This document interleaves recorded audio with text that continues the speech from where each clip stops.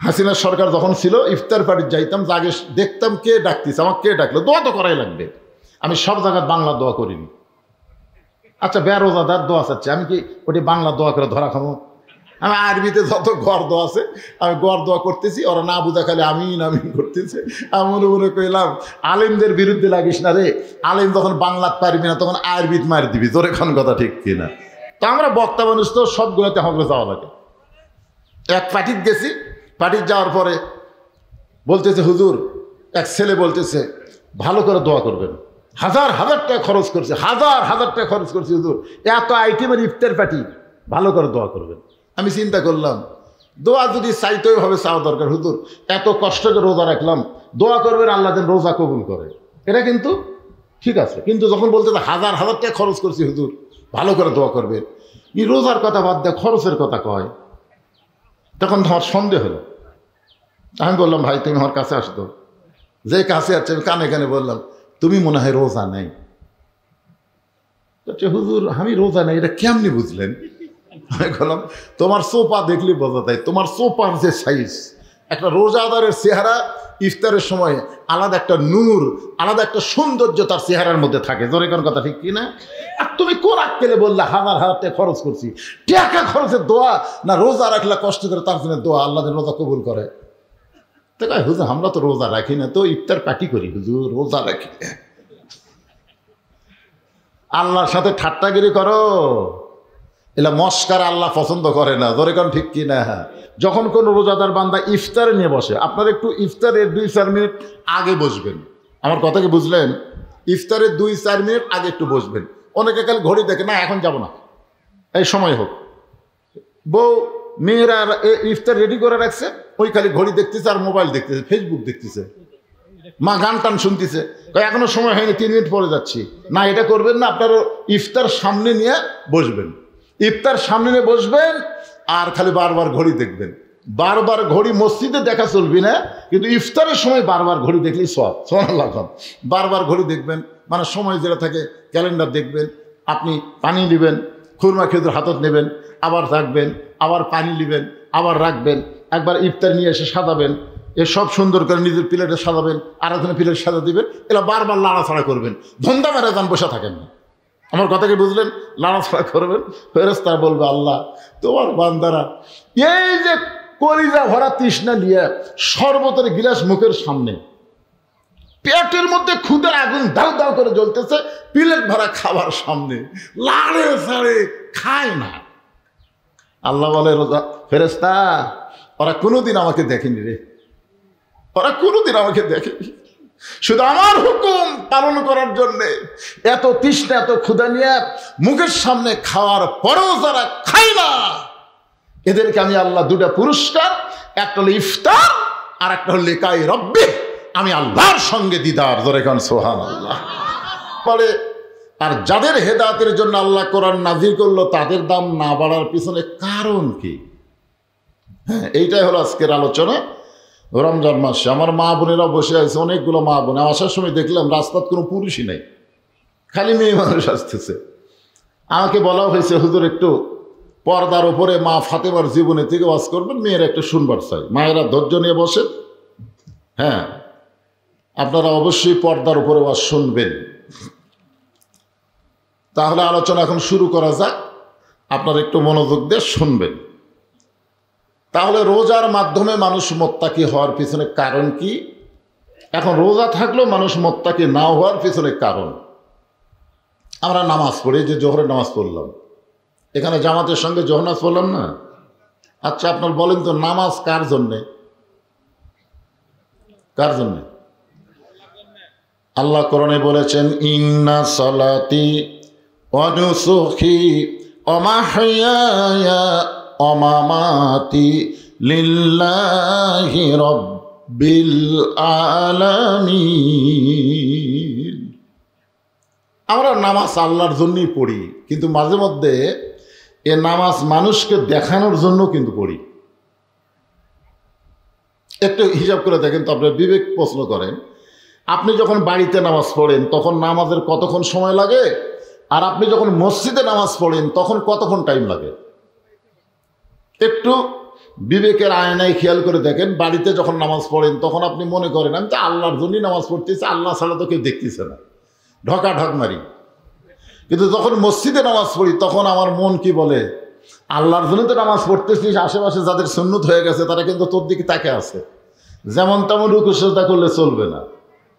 মনের মধ্যে রিয়া আসার কারণে আল্লাহ বলেছেন ফাওয়াইলুল লিল মুসাল্লিনাল্লাযীনা হুম আন সালাতিহিম সাহুন আল্লাযীনা হুম ইরাউন ওয়া ইয়ামনাউনাল মাউন। আপনাদের মসজিদে প্রথম তারাবিতে যে মুসল্লি হয়েছে আপনাদের এই গ্রামের মসজিদে, এখন কি সেই মুসল্লি আছে না কমা যাচ্ছে? কি আছে? কমে যাচ্ছে। কি জন্য কন্ত? যারা শুধুমাত্র মানুষকে দেখানোর জন্য নামাজ ধরছিল তাদের নামাজ আস্তে আস্তে থাকবে না, আর যারা আল্লাহর জন্য নামাজ পড়বে এরা মৃত্যুর আগ পর্যন্ত জীবন থাকা অবস্থায় এক ওয়াক্ত নামাজ ছাড়বে না। ধরে কোন কথা ঠিক কিনা? ছাড়বে? ছাড়বে না। দেখবেন জীবন যতক্ষণ আছে যদি দাঁড়াবার না পারে বসে থাকা পড়বে, বসে থাকবার যদি না পারে তাহলে শুয়ে থাকা পড়বে, শুয়ে থাকাও যদি না পারে ইশারার দ্বারা কিন্তু তারা নামাজ পড়বেই। কারণ এরা কি মানুষকে দেখানোর জন্য করে? কার জন্যে? ধরে বলেন কার জন্যে? আল্লাহর জন্যে। ফাতেমার জীবন কাহিনী তো গোটা বলা যাবে না, জীবন কাহিনী বলবার গেলে এই একদিনের খাওয়া আছে। আমার মা বোনেরা ভালো হওয়া লাগবে এটা আমিও জানি, কারণ আমাদের এরশাদ চাচা যাওয়ার পর থেকে এই মেয়ে মানুষের অত্যাচার, যখন কথা ঠিক না, আমাদের খালেদা জিয়া, তারপর শেখ হাসিনা, আমাদেরও যে মরদ মানুষের পাওয়ার আছে আমরা কিন্তু এত বছর বুঝবারই পারিনি। ধরে কোন ঠিক কিনা? এবার ডক্টর ইউনূস আসার পরে বোঝা যাচ্ছে মরদ মানুষের কিছুটা পাওয়ার আছে, ঠিক কিনা বলে? দেখেন ভারত এত কিছু করলো, বাংলাদেশের কিছুই করতে পারলো না। পারলো? পারছে? এই কিছুদিন আগে দেখবেন আর্মির প্রধান অনেক গরম বক্তব্য দিল, কিছু করবার পারছে? পারে নাই।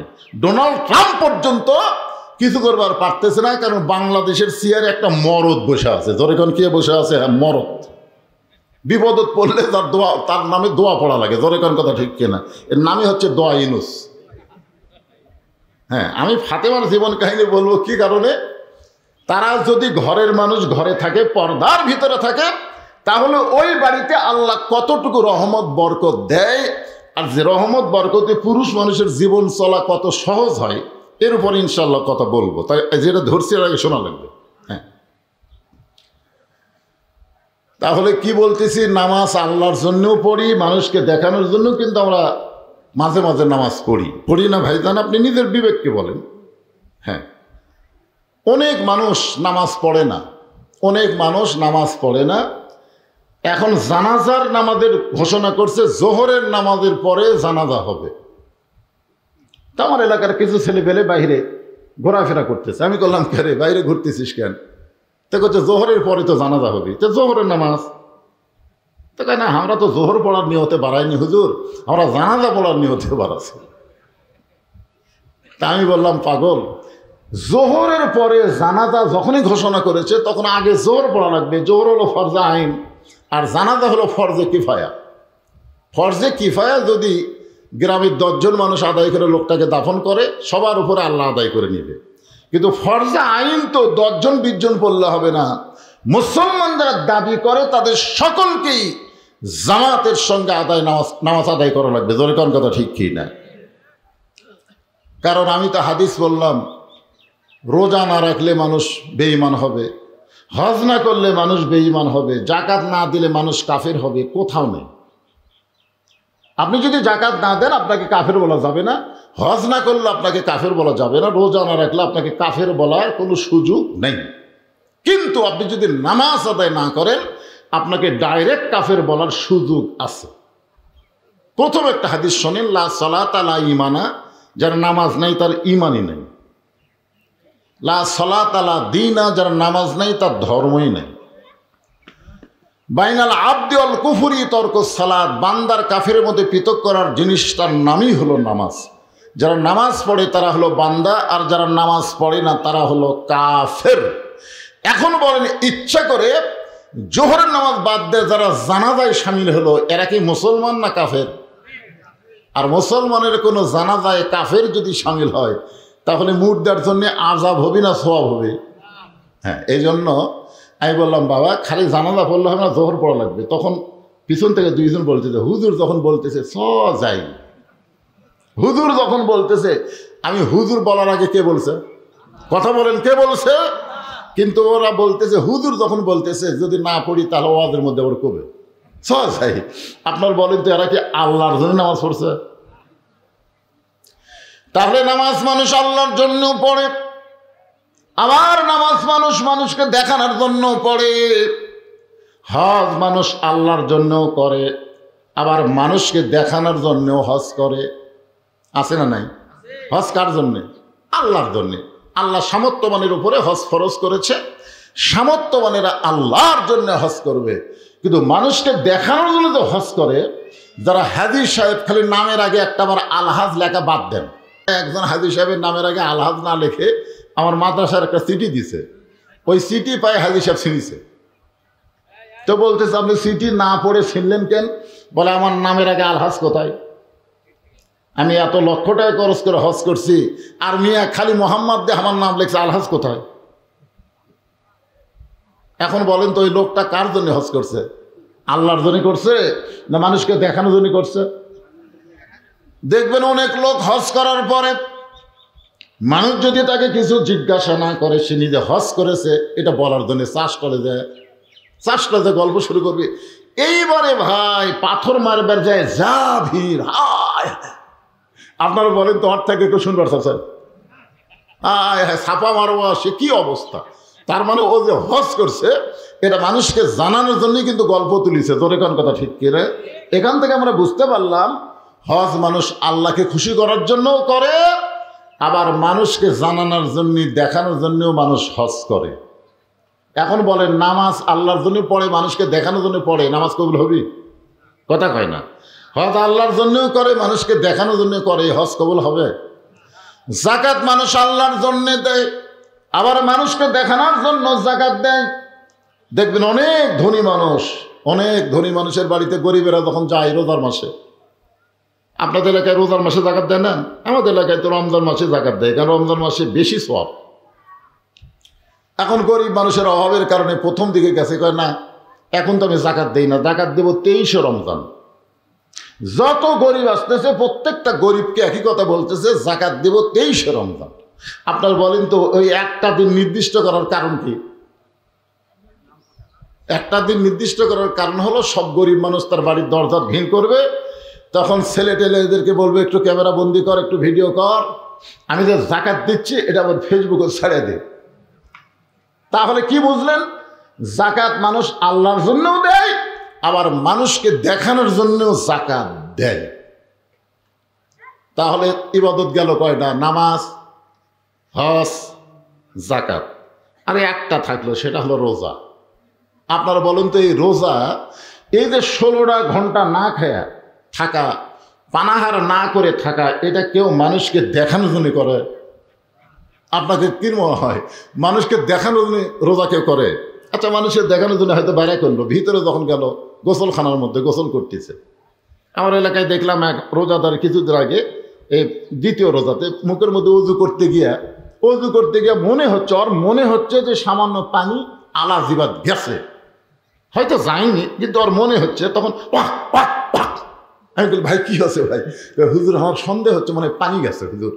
আমি বললাম, পাগলা, ইচ্ছা করে পানি না খায়া যদি সন্দেহযুক্ত ভয় পানি যায় তাহলে রোজার কোনোই ক্ষতি হয় না। তুমি যে ওয়াক করতে যায় মানে তোমার আলাদাও ছেড়ে ফেলে দেবে। আচ্ছা, আপনারা বলেন তো, ওর যে এই জায়গায় পানি গেছে এটা কেউ দেখছে? কিন্তু ওয়াক করার কারণে কারো হয়? কথা কন না কেন, কারো হয়? তাহলে বাথরুমে যখন গোসল করতেছে, ঠান্ডা পানি মাথার উপর দিয়া, নাকের উপর দিয়া, মুখের মধ্যেও কিন্তু যায়।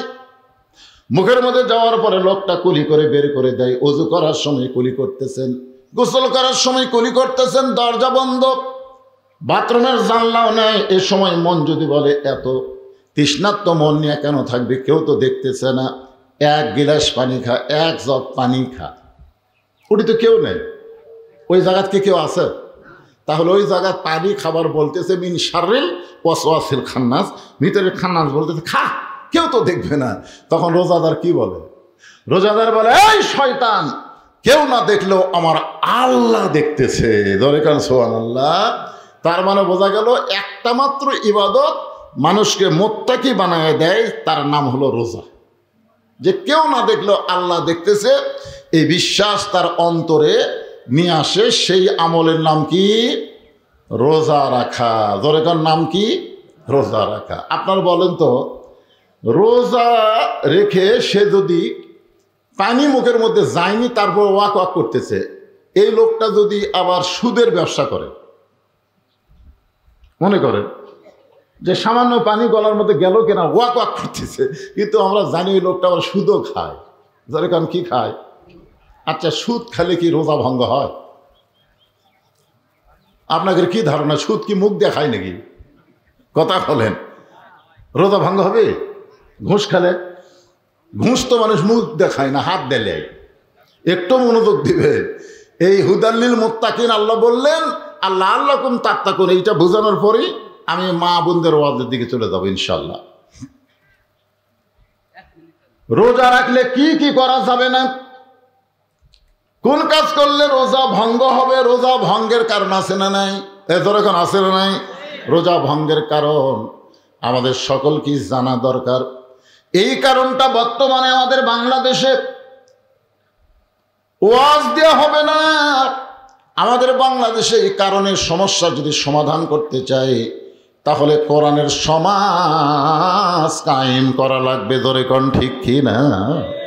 আমি রমজান মাসেও গেছিলাম সৌদি আরবে, রমজান মাসে। তো আমি দেখেছি ওখানে, রোজার কয়েকদিন আগে গেছিলাম, তো যেই রমজান মাসের চাঁদ উঠল, ওটার সাথে সাথে সৌদি সরকার ঘোষণা করে দিল, আল্লাহ তাআলা নিয়ামত স্বরূপ 1 বছর পরে নবী দোয়া করতেন বাল্লিগনা রমাদান, সেই রমজান মাস আল্লাহ আমাদেরকে দেওয়ার কারণে, কোরআন নাজিলের মাস আবার আল্লাহ আমাদেরকে নিয়ামত স্বরূপ দেওয়ার কারণে প্রত্যেকটা দ্রব্যমূল্য, প্রয়োজনীয় খাদ্য এবং দ্রব্যমূল্যের দাম যা ছিল, কোরআন নাজিলের মাস পাওয়ার কারণে তার দাম অর্ধেক হয়ে গেল। কি বুঝলেন? এই সৌদি প্রবাসীরা, সৌদি প্রবাসীরাই তো মাহফিল করতেছে। তো ওখানে সৌদি আরবে কি দেখে আসলো, যে ওই জায়গায় কোরআন নাজিলের মাস পাওয়ার কারণে খাদ্যদ্রব্যের দাম যা ছিল কমে গেল। আমি সেদিন ফেসবুকে দেখলাম, এটা আবার একটা দিছে, ভিডিও দিছে মানুষকে শেখানোর জন্যে। সৌদি আরবের রোজার চাঁদ উঠে 10 টাকার জায়গায় 5 টাকা লিখতেছে, 10 টাকার জিনিস 5 টাকা, 20 টাকার জিনিস 10 টাকা, 40 টাকার জিনিস 20 টাকা। আর বাংলাদেশে লিখতেছে রোজার চাঁদ ওঠার সাথে সাথে 10 টাকার জিনিস 20 টাকা, 20 টাকার জিনিস 40 টাকা, 40 টাকার জিনিস 80 টাকা। তো তাহলে বলেন তো, সৌদি আরবের দাম কমতিছে আর বাংলাদেশের দাম বাড়তিছে একই মাসে, কারণ কি? ঈমান না, কারণ হলো ওই দেশে শুধু কোরআন নাজিলের মাসকে গ্রহণ করে নাই, কোরআনকেও তারা বাস্তব জীবনে গ্রহণ করেছে। ধরে কোন কথা ঠিক কিনা? আর বাংলাদেশে রমজান মাস পাওয়ার পরে কোরআন কি বলতেছে, কারণ তারা তো শোনে, তারা শোনে। এই যে আজকে আমি ওয়াজ করতেছি, আপনারা শুনতেছেন না, কিন্তু আল্লাহ কি বলেছেন? সামিনা পতা আয়না, শুধু শুনলে হবে না, ওইটাকে গ্রহণ করা লাগবে। আল্লাহর কোরআনকে গ্রহণ করতে গেলে একা একা কোরআন শরীফ গ্রহণ করা যাবে না।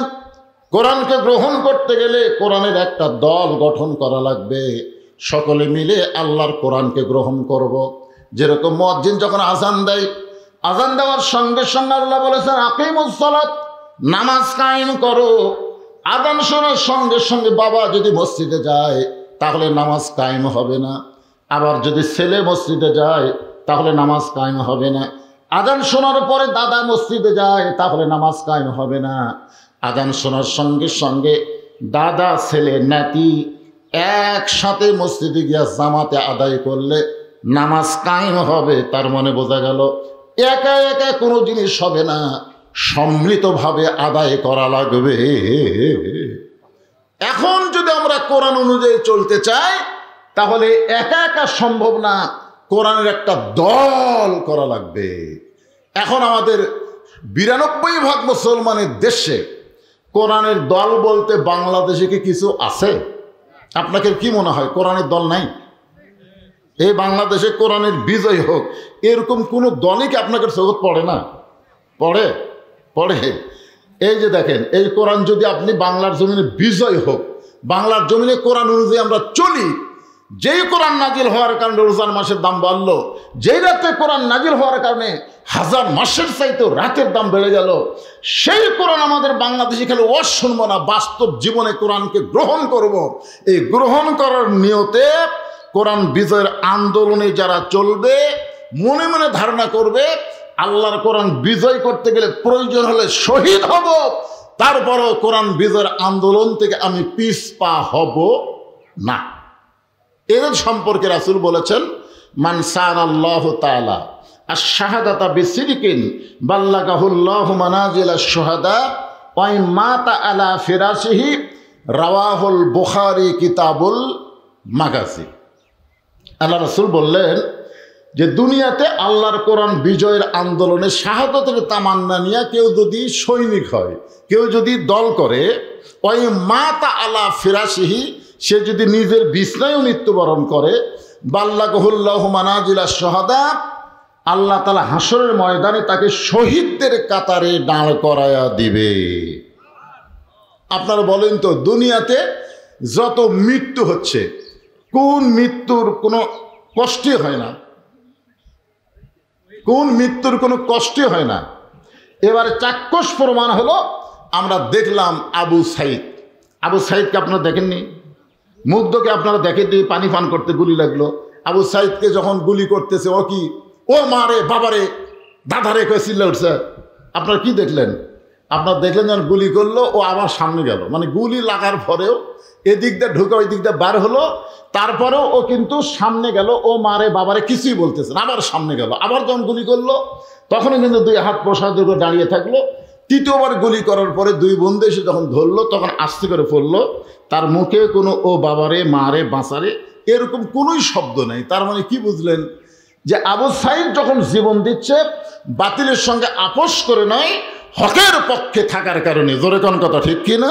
আর এই জীবন দেওয়াকে আল্লাহ তাআলা শহীদ বিশ্বাস করে, শহীদ হিসাবে গ্রহণ করে, তার যে কোনো কষ্টই হলো না, তার প্রমাণ হলো গোটা বিশ্বের কোটি কোটি মানুষ দেখলো, তার মুখে কোনো শব্দ নাই, কোনো সাউন্ড নাই, অথচ বুখারী শরীফের রাসূল আজ থেকে 1500 বছর আগে বলে গেছে যে চিনি খাওয়া পিঁপড়া, যে পিঁপড়া চিনি খায়, ওই পিঁপড়া যদি আপনাকে কামড় দেয়, আপনাকে লাগে 10টা পিঁপড়া যদি এক জায়গায় কামড় দেয়, আপনি কি করে চুলকাই করে? ধরে কোন কথা, ঠিক কিনা?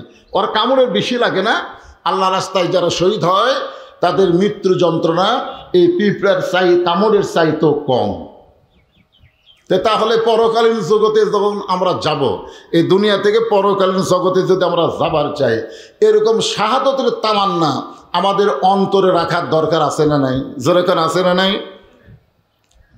এখন আসেন, আল্লাহ কোরআনে বললেন, ওয়াসিকাল্লাযীনা তাকাউ রাব্বাহুম ইলাল জান্নাতি যুমারা হাত্তা ইযা জাউহা وفتحت أبوابها وقال لهم خزنتها سلام عليكم طبتم فادخلوها خالدين। রোজা থেকে আল্লাহু আকবার বলতে কি দুর্বল লাগতেছে আপনাদের? কোরআন যে আয়াতে কারিমে তেলাওয়াত করলাম, আয়াতের তো অর্থ খালি একটু জানা থাকলে আল্লাহু আকবার কয়ে খাড়া হতেন। এই আয়াতের উপরে এখন আলোচনা হবে। এই রোজাদার, আপনার যে কষ্ট করে রোজা আছেন, আপনাদের পুরস্কার কি, কিভাবে আল্লাহ পুরস্কার দিবেন, আর আপনার পুরস্কার পায়ে কেমন খুশি হবেন, স্পেশাল দরজাতে আল্লাহ আপনাদের জান্নাত দিবেন। আসলে যে জান্নাতই না আল্লাহ প্রয়োজন, এর উপরে একটা কথা আছে এই আয়াতের মধ্যে। তো এইটা বলার আগ দিয়ে আমি দেখতেছি আমার অবস্থা, শরীর অবস্থা খুব একটা ভালো দেখতেছি না, বুঝলেন? বেশি লম্বা আওয়াজ হয়তো করতে পারবো না, আপনার শুনতেছেন তো কষ্ট হচ্ছে না, কিন্তু বলতেছি আমি। তো যাই হোক, আমার মা বোনদের জন্য ওরা বসে আছে। আল্লাহ রাসূল একদিন ফাতেমার কাছে গিয়ে বললেন, মা, তোমার কি কখনো মনে হয় যে তোমার বাবা বিশ্ব নবী, এই কারণে আল্লাহ তোমাকে জান্নাত দিবে? মেয়েকে বলতেছে। যেরকম আমি একটা বক্তা মানুষ, আমার 3টা মেয়ে দিছে আল্লাহ। তা আমার মেয়েরা যদি এরকম ধান্দা করে বসে থাকে, আমার বাবা এত বড় বক্তা আর তার মেয়ে হওয়ার কারণে আমরা জান্নাতে যাব, যদি এইরকম একটা বিশ্বাস নিয়ে থাকে, তো রাসূল সেই কারণে বলতেছে, মা কখনোই কি তোমার মনে হয় যে তোমার বাবা বিশ্ব নবী, এই কারণে আল্লাহ তোমাকে জান্নাত দিবে, এটা কি তোমার কখনো মনে হয়? ওই ফাতেমা বলতেছে, বাবা কখনো কেন, সবসময় মনে হয়। এত বড় নবীর মেয়ে হওয়ার কারণে আল্লাহ আমাকে জান্নাত দিবে না? আল্লাহ রাসূল ফাতেমার কপালে একটা চুমা দিয়ে বললেন, মা এই কথা কখনোই মনে করবা না যে তোমার বাবা বিশ্বনবী বলে আল্লাহ তোমাকে জান্নাতে যদি যাবার চাও, তাহলে জান্নাতের আমল করে তোমাকে জান্নাতে যেতে হবে। কি বুঝলেন? আমার মায়েরা যারা পর্দার অন্তরালে শোনেন, সঙ্গে সঙ্গে ফাতেমা কান্না শুরু করে দিল, বাবা তাহলে বিশ্বনবীর মেয়ে হওয়ার কারণে, সাইয়্যিদুল আম্বিয়া সাইয়্যিদুল মুরসালিন, সমস্ত নবীদের ইমাম, নবীদের সর্দারের মেয়ে হওয়ার কারণে আল্লাহ আমাকে জান্নাত দেবে না? রাসূল বলে, কখনোই না। জান্নাতে যাইতে গেলে জান্নাতের আমল করে জান্নাতে যাওয়া লাগবে।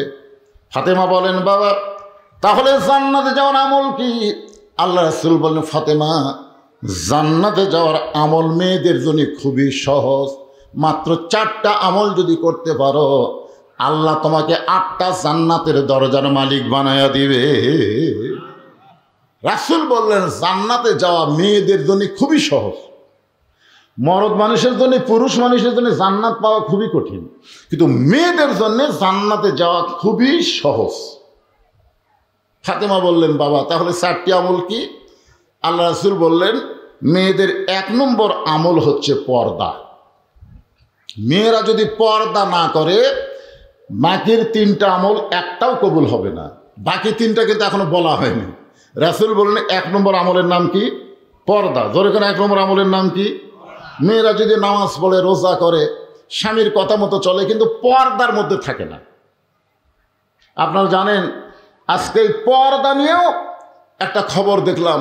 গতকাল একটা ছেলে একটা মেয়েকে বলছিল, রোজার মাসে তো মেয়ে একটু অন্যা নাই, অন্যা ছাড়া চলতেছে, সে মাঠের দিকে তাকায় হাঁটছে। তারপরে বলছে, আপা বা এই রমজান মাসে আপনি একটু অন্যা পড়েন। এই কথা বলার সাথে সাথে ওই মেয়েরা বাদী হয়ে থানায় কেস করলো, আর থানার ওসি সাহেব ওই ছেলেকে ধরে নিয়ে আসলো, আর ও যে চাকরি করতেছে চাকরির থেকেও বরখাস্ত করলো। আপনার বলেন তো, ছেলেটা কি অন্যায় করছে? একটা রমজান মাস, রোজার মাসের দিকে তাকায় তো মুসলিম মেয়েদেরকে একটু শালীনতা অর্জন করা দরকার। কিন্তু ঢাকাতে মেয়েরা বোরকা তো দূরের কথা, অন্যায় দেয়নি, খালি অন্য পড়ার কথা বলার কারণে তাকে চাকরির থেকে বরখাস্ত করা হলো এবং সাথে সাথে তাকে থানায় নিয়ে গ্রেফতার করে নিয়ে আসা হলো। এখনো পর্যন্ত আন্দোলন চলতেছে, পুলিশ এখনো তাকে ছাড়েনি। তাহলে চিন্তা করে দেখেন, যেই দেশের মেয়েদের বোরকা পড়তে বলার কারণে যদি তাকে থানায় ধরে নেওয়া যায়, আমরা বক্তারাও তো চিন্তা করে ওয়াজ করা দরকার যে পর্দার ওয়াজ করার কারণে। আর মেয়েরা বাদী হয়ে যদি কমপ্লেন করে, তাহলে তো আমাকে আর বার হবারই দিবি না। জোরে কোন কথা বলেন ভাইজান, কি একটা জগতের মধ্যে পড়ে গেল। আজকের খবর ফেসবুকে দেখেন, বহু জায়গার থেকে পোস্টিং হয়েছে, ছেলেটাকে এখনো ধরেই রাখছে। দোষ কি? অন্যা পড়ার কথা বলেছে, যে মেয়ের একটা শালীন পোশাকের কথা আল্লাহ কোরআনে বলে নাই। আল্লাহ কোরআনে বললেন, অকরণে ফি বুয়ুতিকুন্না ওয়ালা তাবাররাজনা তাবাররুজাল জাহিলিয়াতিল উলা। সঙ্গে সঙ্গে ফাতেমা পর্দানিশী হয়ে গেলেন। ফাতেমা পর্দার মধ্যে ঢুকে গেলেন।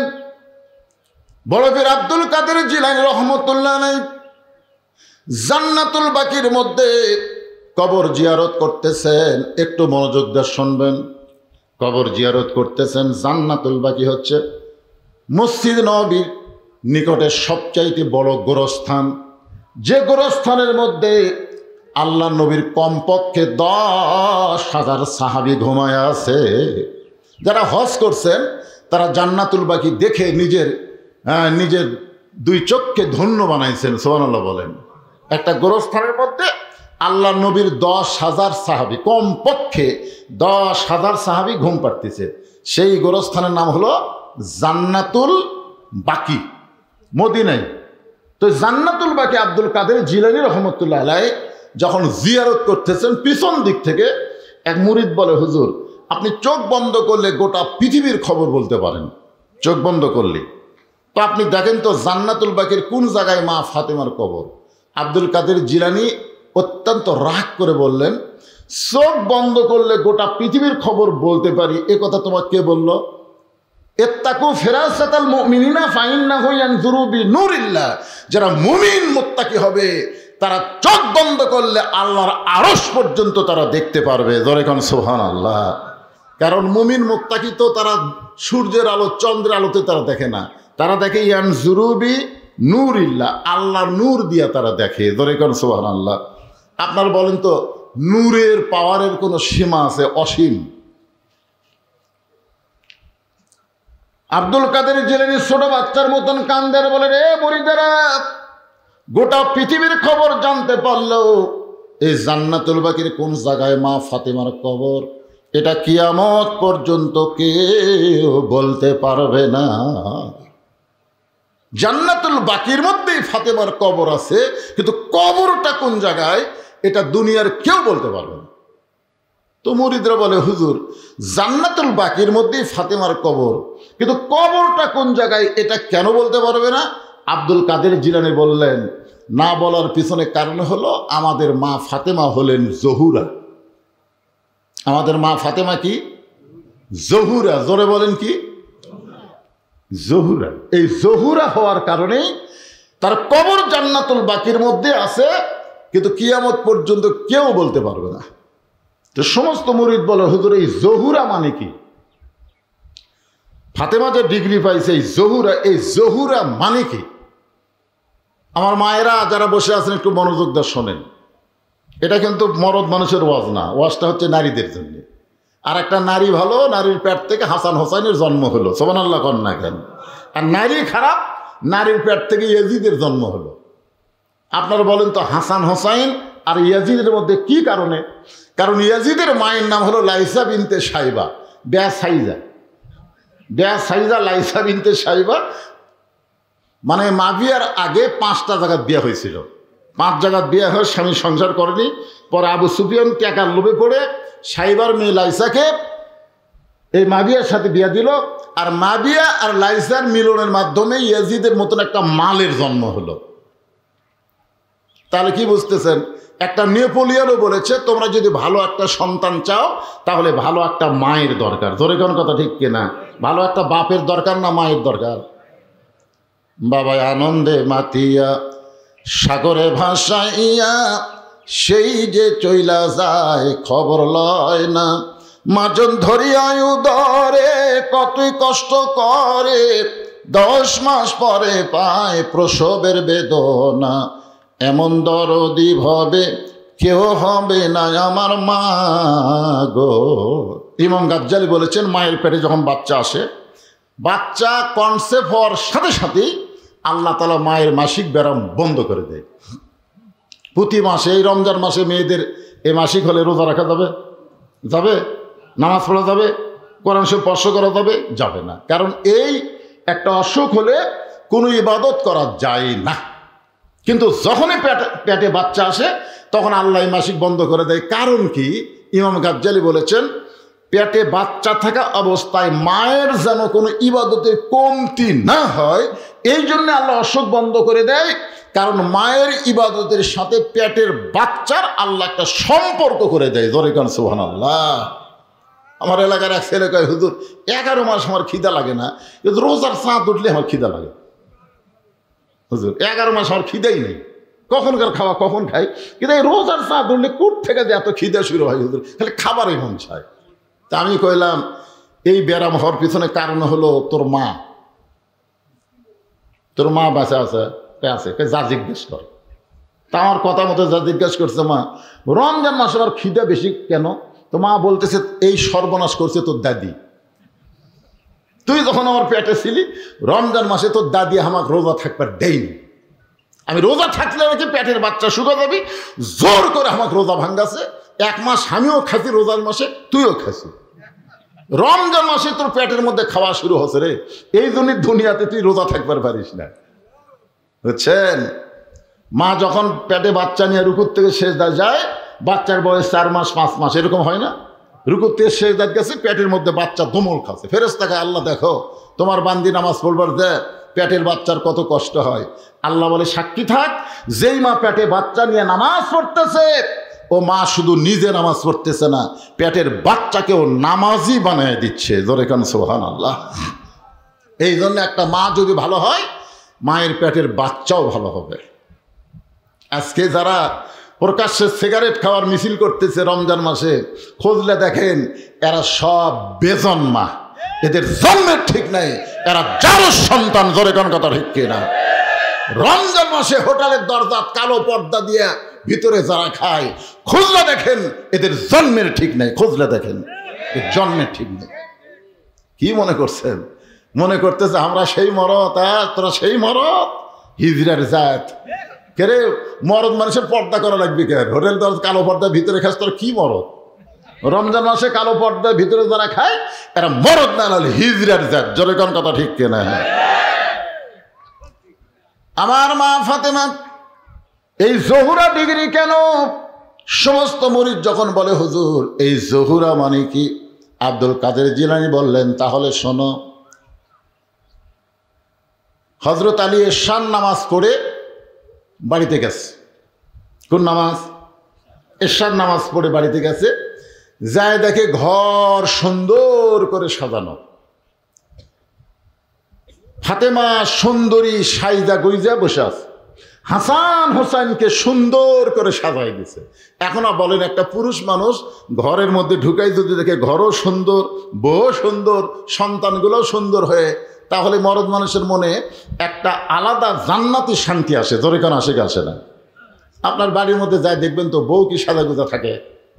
বউ যখন কোনো জায়গার যায় তখন সাজে, একের ভালো কাপড় পরতেছে, ভালো মালা, হাতত বালা, এরকম কাপড় যখন পরতেছে, স্বামী মন ভার করে বসে আছে। বউ বলে কে গো মন ভার কেন?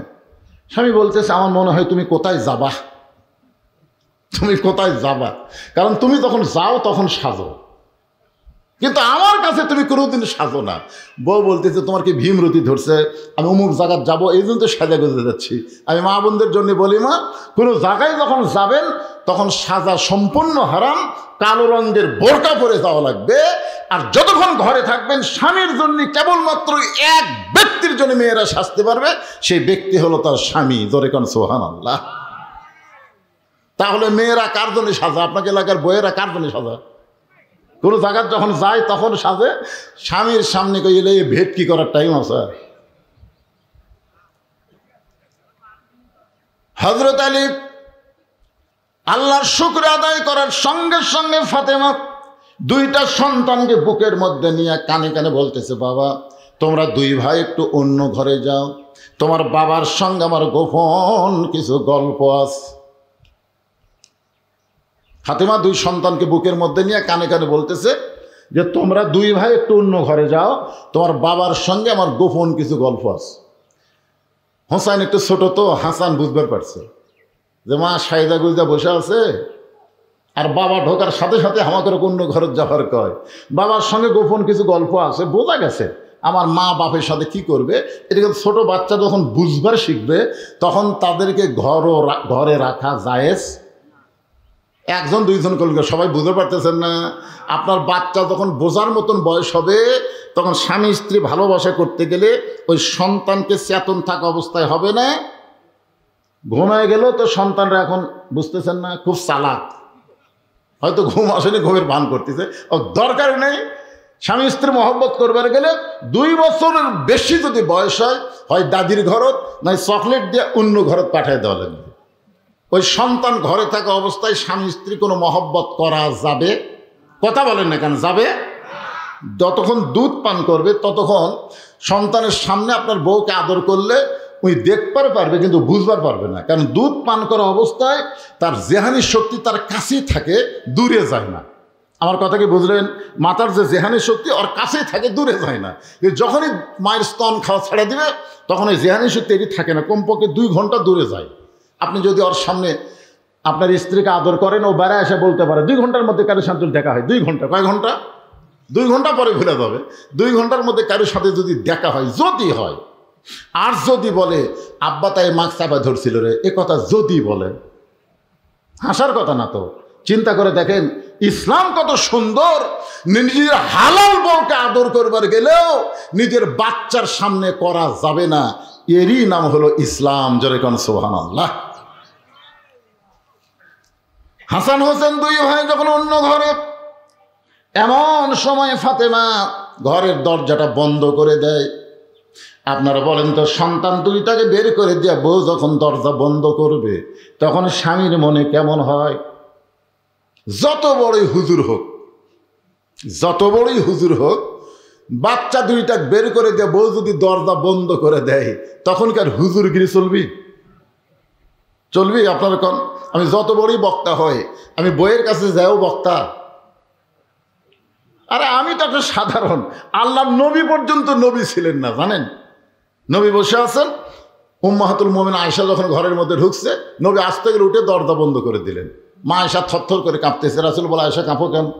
বলে, আপনার জুতার পরশে আল্লাহর আরশ ধন্য হয়ে গেছে। সেই ঘরের মধ্যে যদি কোনো বেয়াদবি হয়, আল্লাহ রাসূল বলে, আয়েশা একজন নবীর জুতার পরশে আল্লাহর আরশ হয়েছে, একজন নবীর। আয়েশা বলে, হুজুর আপনি তো সেই নবী। রাসূল বলে, পাগলি, সেই নবী ছিলাম, সেই নবী ছিলাম যতক্ষণ দরজা খোলা ছিল, কিন্তু দরজা বন্ধ হয়েছে, এখন আমি আর নবী আছি? তাই সে বলে, হুজুর এখন আপনি কি? বলে, আমি হলাম স্বামী, তুমি আমার বিবি। সবসময় নবী থাকা যায় না, এখন স্বামী স্ত্রী মহব্বত করবো। জোরে কোন সুবহানাল্লাহ। আপনার বলেন তো, সবসময় হুজুর থাকা যায়? সঙ্গে সঙ্গে হযরত আলী মাথার টুপি খুলছেন। মাথার টুপি খুললে 2টা হাত ফাতেমার দিকে যখন বাড়ায়া দেয়, এমন সময় ফাতেমা দৌড়ে গিয়া স্বামীর বুকে মাথা ঠুকাইয়া চোখের পানি নিয়ে বলে, আর কোনোদিন সুন্দর করে সাজতে পারবো না, আর কোনোদিন সুন্দর করে হাসান হোসেনকে সাজাই দিবার পারবো না, আর কোনোদিন ঘরটাও সুন্দর করে সাজাবার পারবো না, কারণ আজকে গভীর রাত্রে ফাতেমার মৃত্যু হবে। যেই মাত্র বলেছে আজকে গভীর রাত্রে ফাতেমার মৃত্যু হবে, সঙ্গে সঙ্গে হযরত আলী পড়ে যায়। ছোট বাচ্চার মতন আলী কাঁদতেছে। কান্দার পিছনে কারণ কি জানেন? যে 6 মাস আগে নবী দুনিয়া থেকে বিদায় নিয়েছে। মাত্র কয় মাস? 6 মাস আগে নবী বিদায় নেওয়ার পরে হাসান হোসেন 2টা ভাই এখন পর্যন্ত ওদের মুখে হযরত আলী কোনো হাসি দেখেনি। কারণ যেখানে যায় সাহাবীদের জিজ্ঞাসা করে, আমার নানাকে তোমরা দেখছো? আমার নানাকে দেখছো নাকি?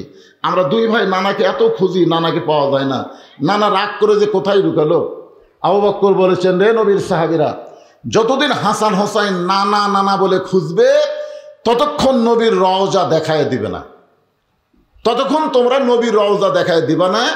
কারণ ওরা নানা খুঁজতেছে, ওরা নবী খুঁজতেছে না। খুঁজতেছে কাকে? কথা খেয়াল করে শুনবেন, যতদিন এই হাসান হোসেন নানা নানা বলে খুঁজবে ততক্ষণ নবীর রওজা দেখায় দিবা না। যদি দেখায় দাও, ওরা 2 ভাই নবীর রওজার পাশে এসে এমন জোরে চিৎকার দিবে, আমার বিশ্বাস নবীর ঘুম ভেঙে যাবে। এ কথার দ্বারা আবু বকর বুঝাই দিলেন, আমাদের নবী রওজার মধ্যে মরে নাই, আমাদের নবী রওজার মধ্যে ঘুমায় আছে। জোরে কোন কথা ঠিক কি না? এই জন্য সবাই আমরা বলবো, ইসলামের আলো জ্বলায়া দিয়া নবী ঘুমায়া আসেন সোনার মদিনায়। চিন্তা করতেছে 6 মাস আগে নবী গেছে, আজকে রাত্রেবেলা যদি মাও যায়, তাহলে হাসান হোসেনকে সামাল কিভাবে দিবে? নানা রকম চিন্তায় হযরত আলী যখন কান্দে, এমন সময় ফাতেমা মুচকি হাসি দিয়ে ওই স্বামীর মাথাটা উরাতের উপরে নিয়ে কপালে একটা চুমা খায়। যিনি গভীর রাত্রে মৃত্যুবরণ করবেন তিনি হাসতেছেন, আর মৃত্যুর কথা শুনে স্বামী কাঁদতেছে। ফাতেমা কপালে চুমো দিয়ে বলে, স্বামী গো, এমন করে আপনি কাঁদবেন না, কারণ আর দুনিয়াও মাযরাতুল আখিরা, দুনিয়া থাকার জায়গা। আপনারা বলেন তো, এই যে আমরা দুনিয়াতে এত সুন্দর বাড়িঘর সয় সম্পত্তি, আপনাকে এখানে আসতে দেখলাম, এটা শহরের মতো দেখা যায়। এই গ্রামে এত বিল্ডিং বাড়ি দেখলাম, আসার সময় দেখলাম গ্রামগঞ্জে সাধারণত এত বিল্ডিং বাড়ি হয় না, কিন্তু আপনাকে এলাকা দেখলাম, এই যে সুন্দর সুন্দর বাড়ি যারা বানাইছেন, আপনাদের কি মনে হচ্ছে আপনারা কি এখানে থাকতে পারবেন? পারবেন তো? মশান তো ভালোই। কি দেখতেছেন ভাই? 3 তালা করছি হুজুর, আর 4 তালা রড বার করে থুছি, আর 1টা তালা করবার পারলে আমার আর কোনো টেনশন নেই। এই কয়েকবার দেখে, তখন কান্দের ফেরেশতা কি কয়, শয়তান উপর দিকে তাকাস না, নিচ দিকে তাকা, নিচ দিকে তাকা। যত উপর দিকে বিল্ডিং কর, তোর 4 তালা না, তোর জন্য হলো নিচ তালা, 1 তালাও না, নিচ। কোন তালা? তাহলে এখন আপনারা বলেন যে আমরা এই দুনিয়া থেকে থাকার জন্য না যাওয়ার জন্য? ফাতেমা বললেন, স্বামী গো, এমন করে আপনি কাঁদবেন না, এই দুনিয়া থাকার জায়গা না, এই দুনিয়া থেকে আমাদেরকে যাইতেই হবে। আমি দোয়া করার কারণে আল্লাহ তাআলা আজকে গভীর রাত্রে আমার মৃত্যু দেবে। আমি দুনিয়া থেকে বিদায় নেওয়ার পর আমার 3টা চাওয়া আপনাকে পুরা করা লাগবে। হযরত আলী কান্দার বলে, ফাতেমা, দুনিয়ার জীবনে গরিব ছিলাম বলে তুমি কিছুই চাইলা না, এই দুনিয়ার জীবনে গরিব ছিলাম বলে তুমি কিছুই চাইলা না, কিন্তু মরে যাওয়ার পরে তুমি কি চাইবা ফাতেমা? আপনারা বলেন তো, হযরত আলী ধনী ছিল না গরিব ছিল? কেমন গরিব? মানে গরিবের সঙ্গে আপনি কি লিখবেন? একটা গরিব কতদূর পর্যন্ত আমাদের বাংলাদেশে আমরা গরিব দেখছি বলেন তো? আমাদের বাংলাদেশে দরিদ্র গরিব আছে না নাই?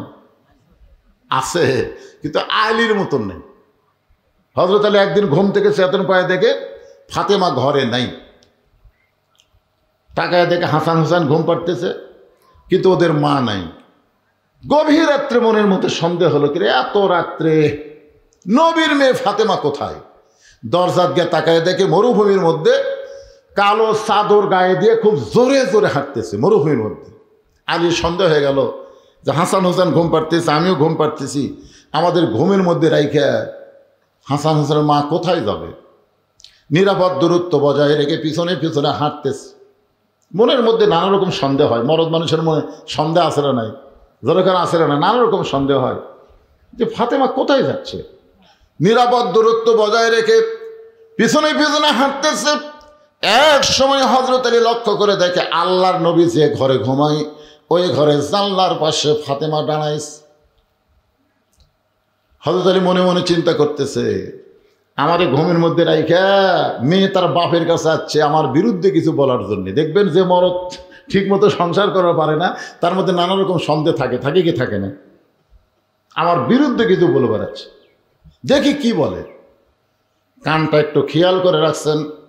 ফাতেমা ডাক দিলেন গভীর রাত্রে, বাবা, আজকে যদি আমার মা খাদিজা দুনিয়াতে থাকতো, আমি দুঃখিনী মেয়ে বাবার কাছে আসার দরকার ছিল না, কিন্তু আমার মা দুনিয়া থেকে বিদায় নেওয়ার পরে এই গভীর রাত্রে বড় কষ্ট দিয়ে আপনার জানলার কাছে মেহেরবানি করে একটু দরজা খুলে দেন।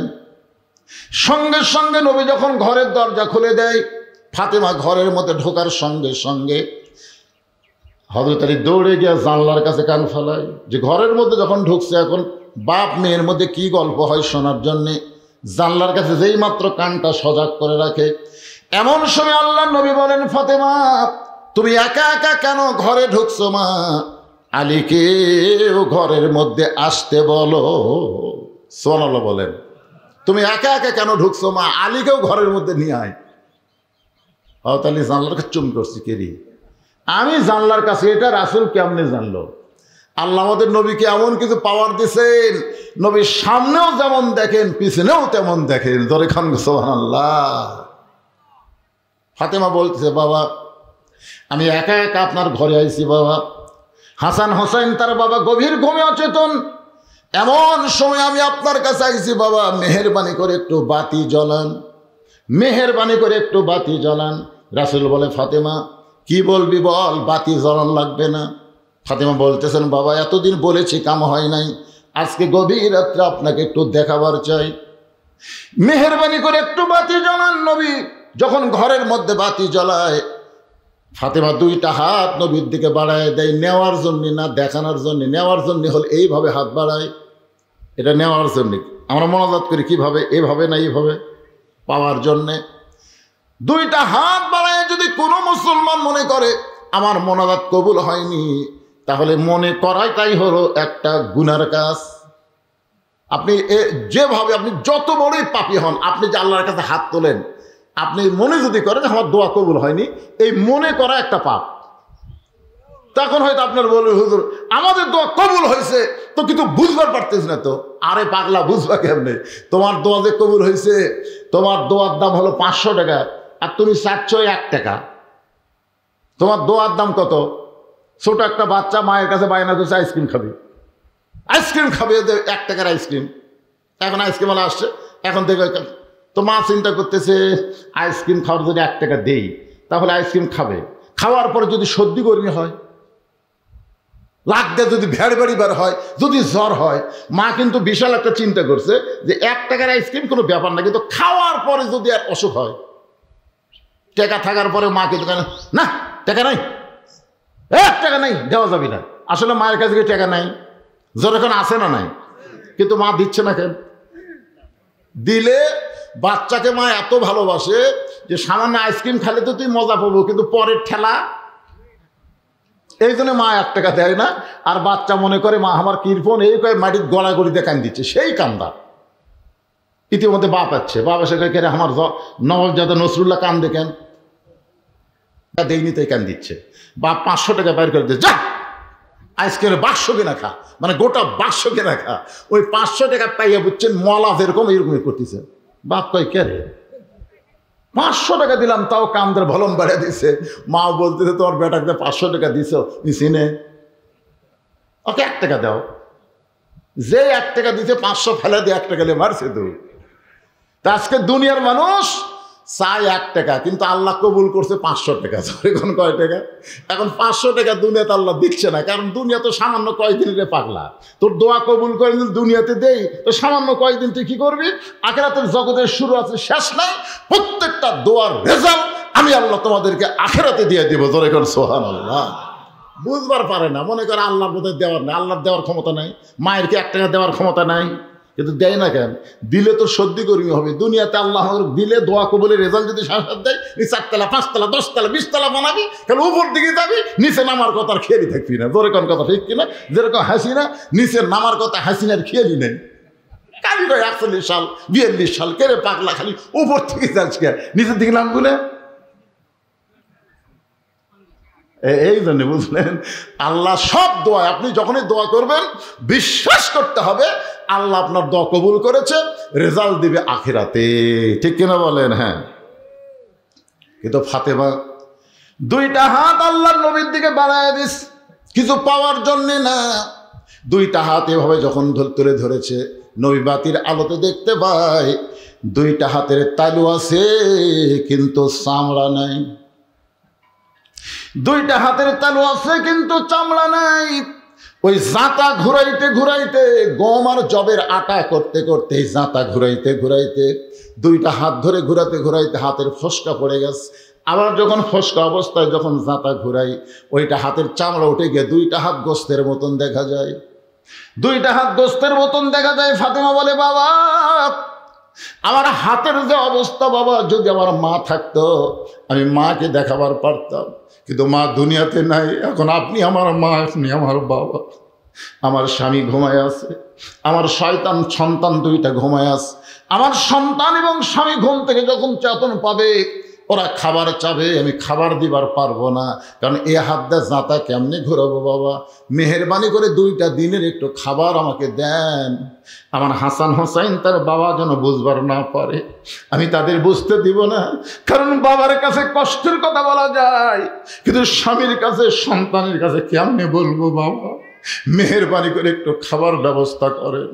সঙ্গে সঙ্গে নবী ঘরের কোনায় গিয়া বলে, আল্লাহ দুনিয়ার কত ধনী ধনী যুবক আমার ফাতেমাকে বিয়ে করতে চাইছিল, কিন্তু আপনি সেই চাওয়াকে প্রাধান্য না দিয়ে গরিব আলীর সঙ্গে ঘটকালি করলেন। এখন আমার মেয়ের কষ্ট আমি বাবা হিসেবে দেখতে আমার বড় কষ্ট লাগে, আমার অন্তরে কলিজায় আঘাত লাগে। এই কথা নবী যখন আল্লাহকে বলতেছে, সঙ্গে সঙ্গে মাথায় ঘোমটা দিয়ে ফাতেমা ঘর থেকে বাইরে যায়। রাসূল বলে, ফাতেমা আমি তো তোর বিরুদ্ধে কিছুই বলিনি, মা তুই কেন ঘর থেকে বাইরে যাস? ফাতেমা বলে, বাবা আমি 2টা দিনের সাহায্য চাইছিলাম, তাই বলে আমার স্বামীর বিরুদ্ধে আপনি আল্লাহকে বলবেন, আমার কলিজার টুকরা স্বামীর বিরুদ্ধে আপনি আল্লাহকে বলবেন আমি ঘরের মধ্যে থাকবো, এমন বিবি আমি না। আপনি বলেছেন আল্লাহর পরে কাউকে যদি সেজদা দেওয়ার হুকুম থাকতো তাহলে প্রত্যেকটা বিবিকে বলতাম স্বামীর পায়ে সেজদা করো। আমি সেদিন থেকে বিশ্বাস করেছি আমার আল্লাহর পরেই আমার হাসান হাসানের বাপ আমার কাছে সব চাইতে দামি। আলী কান্দার বলে ফাতেমা রে, দুনিয়ার জীবনে করেছিলাম বলে কিছুই দিবার পারলাম না, আজকে মরণের রাতে তুমি কি চাইবা ফাতেমা? ফাতেমা বলে স্বামী গো, আমার 1 নম্বর চাওয়া হলো রাতের অন্ধকারই আমাকে দাফন করবেন, রাতের অন্ধকারই আমাকে দাফন করবেন। আমি পর্দার মধ্যে মৃত্যুবরণ করব, আর দিনের আলোতে আমাকে দাফন করলে দুনিয়ার মানুষ আমার কবরের খবর জানতে পারবে। এই জন্য রাতের অন্ধকারই আমাকে দাফন করবেন। আমার 2 নম্বর চাওয়া হলো আমার কোনো জানাজার ব্যবস্থা আপনি করবেন না, আমার জানাজার ব্যবস্থা করবেন না। আলী বলে ফাতেমা তুমি নবীর কলিজার টুকরা, তোমার মৃত্যুর কথা শুনে হাজার হাজার মানুষ তোমার জন্য জানাজায় শামিল হবে। ফাতেমা বলে স্বামী গো, যদি হাজার হাজার মানুষ দোয়া করে ফাতেমা ভালো, আর আপনি যদি বলেন আমার ফাতেমা ভালো না, ওই হাজার মানুষের দোয়া দিয়ে ফাতেমার কোনো লাভ হবে না। আর দুনিয়ার তামাম মানুষ যদি বলে ফাতেমা খারাপ, আর আপনি যদি বলেন আমার ফাতেমা ভালো, এক স্বামীর সার্টিফিকেটে ফাতেমার জন্য 8টা জান্নাতের দরজা খুলে গেল। পুরুষ মানুষের জানাজা দরকার, কিন্তু মেয়ে মানুষের জানাজার কোনো দরকার নাই। আপনি শুধু দোয়া করে আমাকে দাফন করলে আমার যথেষ্ট হবে। আমার 3 নম্বর চাওয়া হলো আমার লাশটা খাটনিতে আপনি তুলবেন না, কারণ আমি ফাতেমা হিসাব করে দেখলাম একজন মহিলা মারা গেলে তার লাশের খাটনি সবাই কান্দে নিবার পারবে না। একটা মেয়ে মানুষ মারা গেলে কোনো পুরুষ মানুষ কান্দে নেবার আগে চিন্তা করা লাগবে সেই মেয়েটার লাশ কান্দে নেওয়ার যোগ্য কিনা। আমি ফাতেমা চিন্তা করে দেখলাম আমার বাবা যদি দুনিয়াতে থাকতো, মরা মেয়ের লাশের খাটনি বাবা কান্দে নিবার পারত।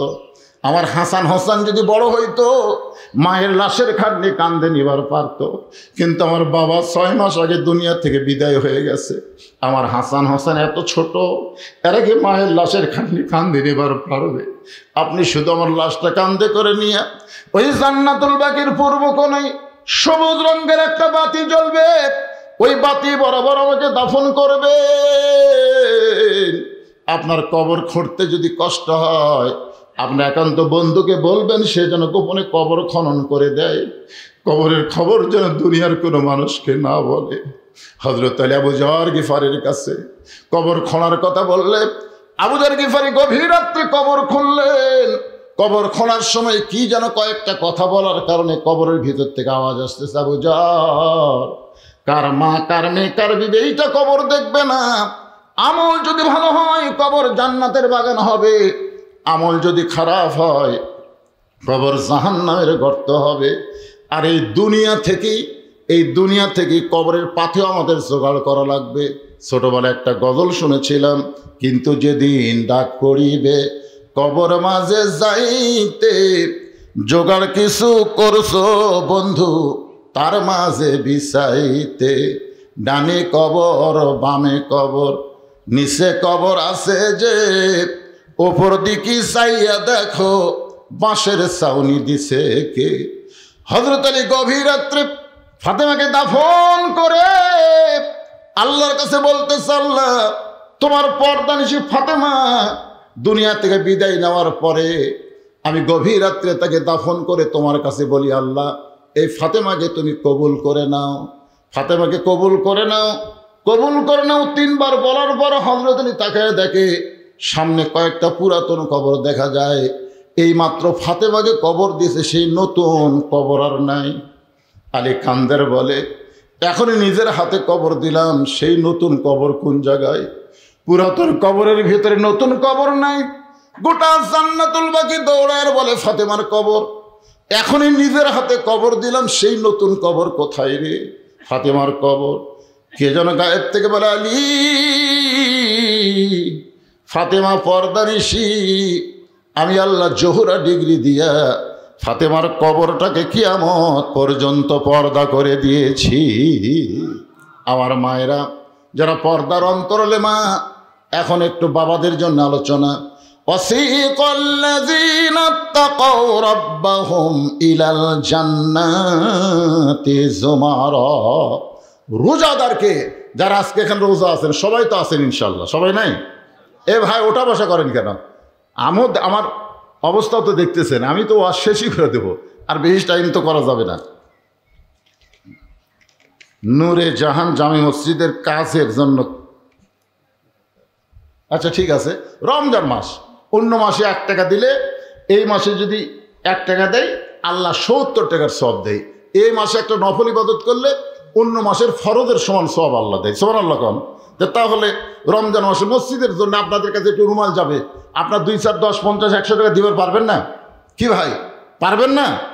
অবশ্যই পারবে। আমরা রমজান মাসে বেশি বেশি দান করব। রমজান মাস, হ্যাঁ, এই জন্য আপনাদের কাছে মাহফিল কমিটির লোকজন আছে, ছেলেপেলে আছে। হ্যাঁ আচ্ছা, ভিতরে যাক, সবাই একটু পকেট থেকে বার করেন, শয়তান যেন ধোকা দিবার না পারে।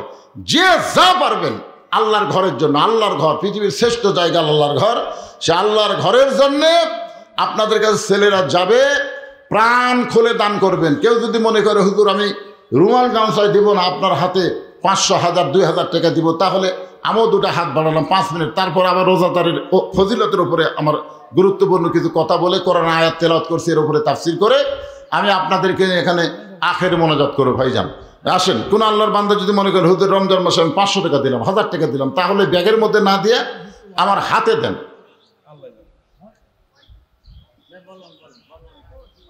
দেন দেন দেন, যিনি যা পারবেন।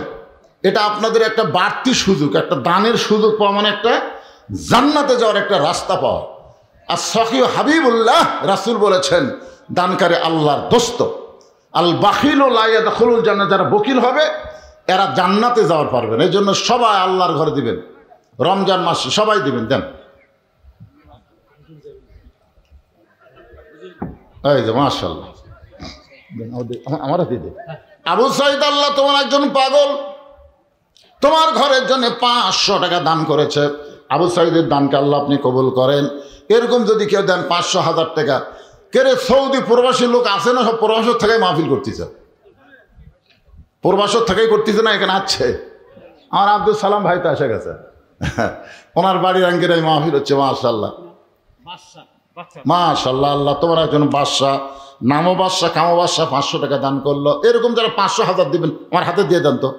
আমি রোজাদার, মাজুর মানুষ, অসুস্থ মানুষ, ডায়াবেটিস রোগী, দোয়া করে দেবে ইনশাল্লাহ। 3 ব্যক্তির দোয়া আল্লাহ কবুল করে। একটা হলো মাজুর, মাজলুম, মুসাফির।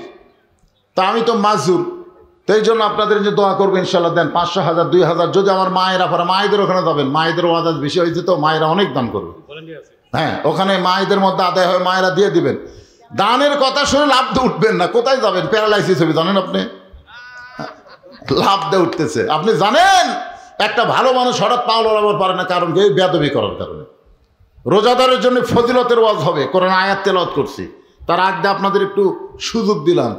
আর সখী হাবিবুল্লাহ, নামাজ পড়ে আল্লাহর দোস্ত না, রোজা রেখে আল্লাহর দোস্ত না, জাকাত দিয়ে আল্লাহর দোস্ত না, কিন্তু দানকারী আল্লাহর দোস্ত। যেটা দান করবেন, জাকাত তো দেওয়াই লাগবে, কিন্তু দান ইচ্ছা করলে দিবেন না, ইচ্ছা করলে দেবেন। এই যে ইচ্ছা করে দান করতেছেন, এই দানের কারণে আল্লাহর দোস্ত হয়ে যাবেন। ওরাও কানা ফাসিকান, যদিও সে ফাসেক হয়। রাসূল বলেছেন, আস-সাদাকাতু তারুদ্দুল বালা ওয়া তাজিদু ফিল উমর। দান সাদকা করলে আল্লাহ বালা মুসিবত দূর করে দেয়, আল্লাহ তার হায়াত বাড়ায় দেয়। মাশাআল্লাহ। মোনারুল ইসলাম 500 টাকা। জি, মোনারুল ইসলাম, আল্লাহ তোমার একজন বান্দা 500 টাকা দান করেছে। আল্লাহ দানকে আল্লাহ আপনি কবুল করেন। আল্লাহ নেক নিয়ত নেক আশা পরাক, আল্লাহুম্মা আমিন।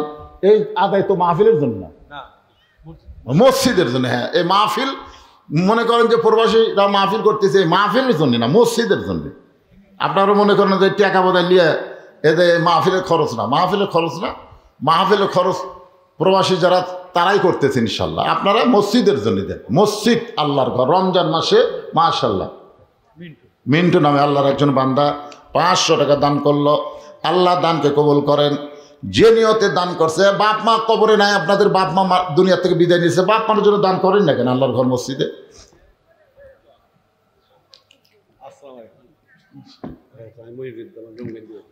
কোথায় বাড়ি?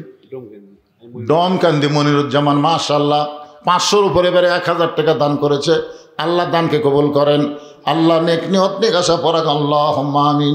কিন্তু যেদিন ডাক পড়িবে কবর মাঝে যাইতে, জোগাড় কিছু করছো বন্ধু তার মাঝে বিছাইতে, ডানে কবর বামে কবর। কেরে এক গামছালে নামছে নাকি রে?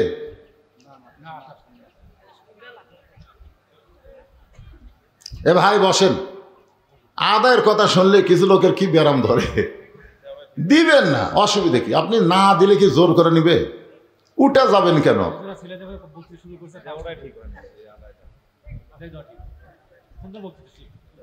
বক্তৃতা তো শেষের দিকে যাচ্ছে। আদায় আপনার নিয়ত আছিল? আদায়ের কি নিয়ত আছিল?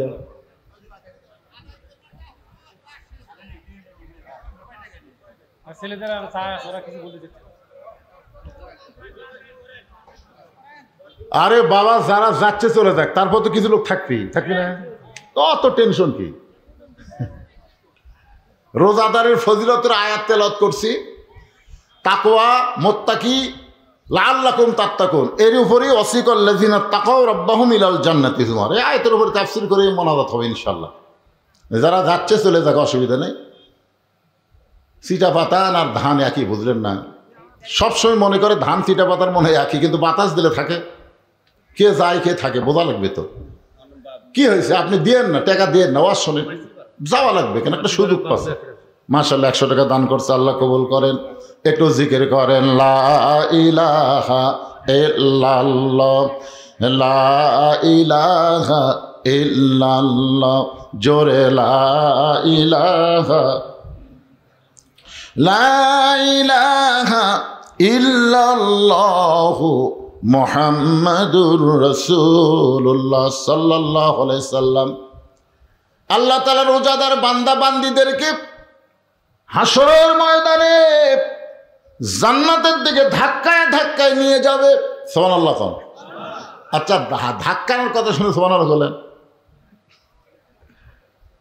আপনারা বলেন তো, টাইমে লিয়ে যাওয়া, ধাক্কায় লিয়ে যাওয়া, এই দুটো এক। মনে করেন জামাই শ্বশুর বাড়ি যায় না, শ্বশুরের বাড়ির পাশে একটা বাজারে জামাই আছে, এখন শ্বশুর যা হাত ধরছে, যাওয়াই লাগবে। তোমার শাশুড়ি কোন দিন থেকে আশা করে আছে জামাইকে একসঙ্গে তো ভালো খাওয়াবে, আর তুমি যাও না, যাওয়াই লাগবে। এই বলে জামাইয়ের হাত ধরে শ্বশুর টানে নিয়ে যাচ্ছে। আপনারা বলেন তো, এর মধ্যে আলাদা একটা মহব্বত আছে না নাই? আর চোর ধরা পড়ছে, ধরা পড়ে না, হঠাৎ ধরা পড়ছে, ওই কি থানার যাওয়ার চাচ্ছে, আর ধাক্কা ধাক্কায় নিয়ে যাচ্ছে। দুইটা কি সমান? কিন্তু এখানে আল্লাহ বলতেছেন, ওয়াসিকাল্লাযিনা তাকাউ রাব্বাহুম ইলাল জান্নাতি যুমার। রোজাদার বান্দা বান্দীদেরকে আল্লাহর ফেরেশতারা ধাক্কায়া ধাক্কায়া জান্নাতের দিকে নিয়ে যাচ্ছে। আসলে আমারও তো মাথা খেলে না। পরে আয়াতের তাফসিরে দেখলাম যে প্রত্যেকটা রোজাদার বান্দা বান্দির জন্য জান্নাতের মূল দরজা থেকে ৭০,০০০ দরজা নির্মাণ করা হবে তাদেরকে অভ্যর্থনা সম্বর্ধনা দেওয়ার জন্য। জোরে কান সুবহানাল্লাহ। মনে করেন প্রধানমন্ত্রী যদি আমাদের বগুড়াত আসে, তাহলে সিরাজগঞ্জের থেকে কিন্তু যমুনার পার থেকে কিন্তু গেট সাজান থাকে না? বগুড়া আসতে প্রধানমন্ত্রী, তাহলে এতগুলো দরজা কি জন্যে? তাকে সম্বর্ধনা দেওয়ার জন্যে। তো রোজাদার বান্দাবান্দিকে আল্লাহ এতই পছন্দ করবে, যাদেরকে জান্নাতের মূল দরজায় নেওয়ার আগে ৭০,০০০ দরজা আল্লাহ তাআলা নির্মাণ করবে। প্রত্যেকটা দরজা যায় রোজাদার মনে করবে এটাই জান্নাত। মানে দরজা এত সুন্দর, বুঝলেন, চাকচিক্যময়, দেখে ঠাস করে বসে পড়বি। ফেরেশতার বলবে, বসলেন কেন? বলে, জান্নাত পাশে নিয়ে। তখন ফেরেশতাকে, আল্লাহ জান্নাত তো বহু দূরে, এরকম ৭০টা দরজা পাড়ি দেওয়ালে তারপরে জান্নাত যে হারে বসা শুরু করলো, তো প্রত্যেকটা দরজা জুড়ে এরকম বসবার চাই, তাহলে আমাকে তো কামি সারা। তা আল্লাহ বলে, ফেরেশতা যখনই বসবার চাইবি তখনই মারবা ধাক্কা, মানে বসার টাইম যেন না পায়, ওই বসার টাইমে ধাক্কা দিবে আর এক দরজা, আবার বসে আর ধাক্কা, এই ধাক্কায় ধাক্কায় ৭০ দরজার পাড়ি দিয়ে যখন জান্নাতের মূল দরজায় যখন রোজাদাররা আসবে, অফতিহাত আবওয়াবুহা وقال لهم خزنتها سلام عليكم طبتم ফাদখুলুহা খালিদিন। আল্লাহু আকবার। একটা না অফতিহাত আবু আবুহা মানে জান্নাতের সব দরজা, 8টা দরজা আল্লাহ খুলে দিয়ে বলবে সালামুন আলাইকুম তিবতুম ফাদখুলুহা খালিদিন। রে রোজাদারেরা, তোমরা আমাকে না দেখে সারাদিন কত কষ্ট করে রোজা রেখেছো, আমি আল্লাহ তোমাদের রোজার মোত্তাকি দেখে তোমাদের জন্য 8টা জান্নাতের দরজা খুলে দিলাম, তোমার চিরস্থায়ীভাবে জান্নাতের মধ্যে থেকে যাও। জোরে কান সুবহানাল্লাহ। সঙ্গে সঙ্গে রোজাদার কি বলবে? রোজাদাররা বলবে ক্বালুল হামদুলিল্লাহিল্লাযী সাদাকানা ওয়া'দাহু ওয়া আওরাসানাল আরদ। আপনারা মনোযোগ দিয়ে শুনতেছেন না? রোজাদাররা তখন কি বলবে? যে আল্লাহ আপনি জান্নাতের দরজা খুলে দিয়েছেন আর আমরা জান্নাতের মধ্যে প্রবেশ করব, এমন জান্নাতের লোভী আমরা না।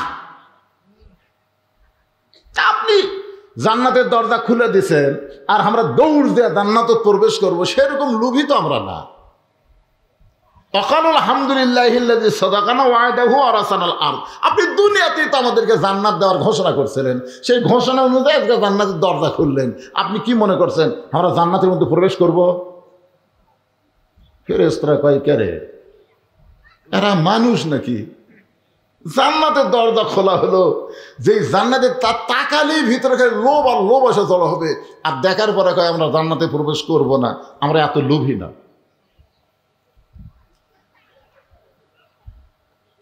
সঙ্গে সঙ্গে আল্লাহ বলবে রোজাদার তাহলে তোমরা কি চাও?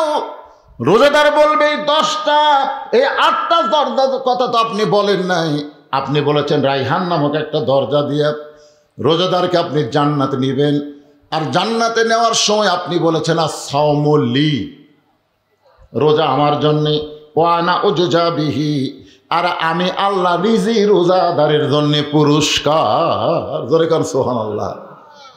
আস-সাওমু লি ওয়া আনা উজজা বিহি, রোজা আমি আল্লাহর জন্যে। অন্য জায়গায় বলেছে ওয়া আনা আজজি বিহি, রোজাদারকে আল্লাহ তাআলা নিজের হাতে পুরস্কার দিবে।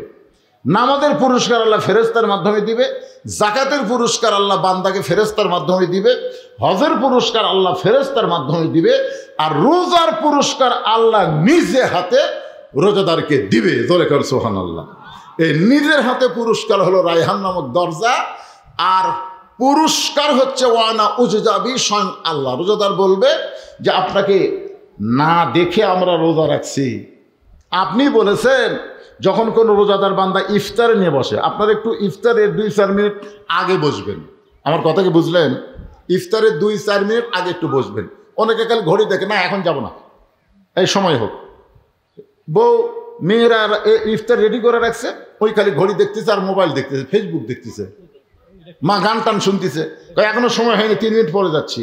না, এটা করবেন না, আপনারা ইফতার সামনে নিয়ে বসবেন, ইফতার সামনে নিয়ে বসবেন আর খালি বারবার ঘড়ি দেখবেন। বারবার ঘড়ি মসজিদে দেখা চলবি না, কিন্তু ইফতারের সময় বারবার ঘড়ি দেখলেই সব সুবহানাল্লাহ। বারবার ঘড়ি দেখবেন মানে সময় যেটা থাকে, ক্যালেন্ডার দেখবেন, আপনি পানি নেবেন, খুরমা খেজুর হাতত নেবেন, আবার রাখবেন, আবার পানি নেবেন, আবার রাখবেন, একবার ইফতার নিয়ে এসে সাজাবেন, সব সুন্দর করে নিজের প্লেটে সাজাবেন, আর একজনের প্লেট সাজা দিবেন, এরা বারবার লাড়াছাড়া করবেন, ধন্দা মেরে যান, বসে থাকেন না। আমার কথা কি বুঝলেন? লাড়াছাড়া করবেন। ফেরেশতা বলবে আল্লাহ তোমার বান্দারা এই যে কলিজা ভরা তৃষ্ণা নিয়ে শরবতের গিলাস মুখের সামনে, পেটের মধ্যে ক্ষুধার আগুন দাউ দাউ করে জ্বলতেছে, প্লেট ভরা খাবার সামনে, লাড়ে ছাড়ে খায় না।